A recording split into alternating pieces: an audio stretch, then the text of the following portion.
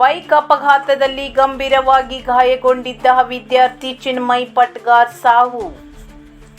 ಉತ್ತರ ಕನ್ನಡ ಜಿಲ್ಲೆಯ ಕುಮಟಾ ತಾಲೂಕಿನ ಬರ್ಗಿ ಸಮೀಪ ರಾಷ್ಟ್ರೀಯ ಹೆದ್ದಾರಿ 66ರಲ್ಲಿ ಸಂಭವಿಸಿದ ಭೀಕರ ಬೈಕ್ ಅಪಘಾತದಲ್ಲಿ ಗಂಭೀರವಾಗಿ ಗಾಯಗೊಂಡಿದ್ದ ವಿದ್ಯಾರ್ಥಿ ಚಿನ್ಮಯ್ ಪಟ್ಗಾರ್ ಚಿಕಿತ್ಸೆ ಫಲಕಾರಿಯಾಗದೆ ಮೃತಪಟ್ಟಿದ್ದಾನೆ. ಅಪಘಾತದಲ್ಲಿ ಇಬ್ಬರು ಐಟಿಐ ವಿದ್ಯಾರ್ಥಿಗಳಾದ ಚಿನ್ಮಯ್ ಪಟ್ಗಾರ್ ಹಾಗೂ ತಿಲಕ್ ಗೌಡ ಗಂಭೀರವಾಗಿ ಗಾಯಗೊಂಡಿದ್ದರು. ಗಾಯಾಳುಗಳನ್ನು ತಕ್ಷಣ ಆಸ್ಪತ್ರೆಗೆ ದಾಖಲಿಸಿ ಚಿಕಿತ್ಸೆ ನೀಡಲಾಗುತ್ತಿತ್ತು.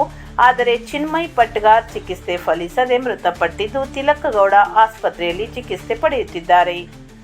ಇಬ್ಬರು ಅಂಕೋಲಾದ ಕಾಲೇಜಿಗೆ ತೆರಳುತ್ತಿದ್ದ ವೇಳೆ ಕುಮಟಾ ತಾಲೂಕಿನ ಬರ್ಗಿ ಸಮೀಪ ಈ ದುರ್ಘಟನೆ ಸಂಭವಿಸಿತ್ತು.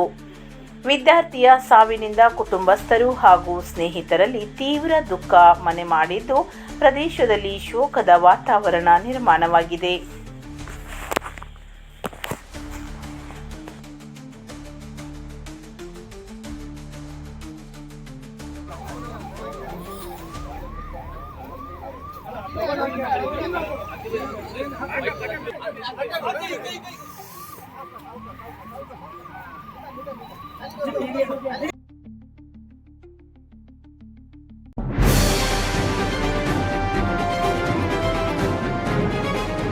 ಇದು ಖಾಲಿ ಡಿಜಿಟಲ್ ವಾಹಿನಿ, ಸತ್ಯ ಮತ್ತು ಸ್ಪಷ್ಟ ಸುದ್ದಿ.